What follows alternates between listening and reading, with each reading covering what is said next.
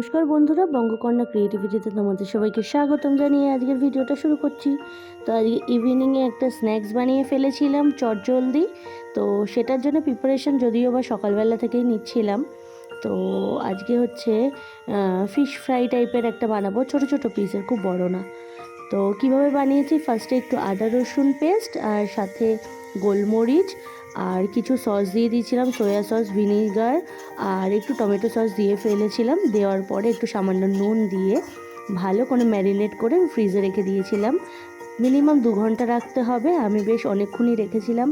তারপরে সন্ধ্যাবেলা ওটাকে বের করে নিলাম। বের করে নেওয়ার পরে ভালো করে সাদা অংশটা কিছুটা দিয়ে দিলাম, দিয়ে নিয়ে ভালো করে ফিশটার মধ্যে আর কি ম্যারিনেট করে নিলাম। নেওয়ার পরে আমি ভালো করে কোট করে নিয়েছি ব্রেড ক্রাম্ব দিয়ে, বেশ ভালো করে কিন্তু কোট করে নিতে হবে। আর তারপরে সাদা তেল ভালো করে গরম করে তেলের মধ্যে কম আছে আর বেশি আছে করে যে যার আর কি টাইমিং আন্দাজে ভালো করে ফ্রাই করে নিলেই রেডি, একদম ছোট ছোট ফিশ ফ্রাই। তো এটা বড় করেও করা যায়, আমরা যেহেতু ইভিনিংয়ে স্ন্যাক্স হিসেবে খেতে চাই চায়ের সাথে, সেই জন্য একটু ছোটো ছোটো করে করেছি। এটা তোমরা যে কোনো আকারেই করতে পারো, আমি একটু ছোট আকারের করেছিলাম।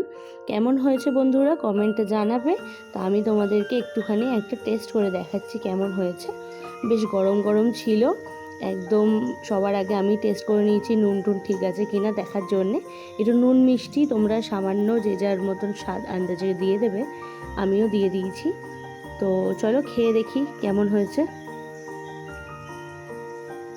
খুবই সফট হয়েছিল আর মুখে দিলে পুরো মিশে যাচ্ছিল। তোমরা বাড়িতে বানিয়ে ফেলো, বানিয়ে আমাকে জানিও তোমাদের কেমন লাগলো। ওকে বন্ধুরা, বাই।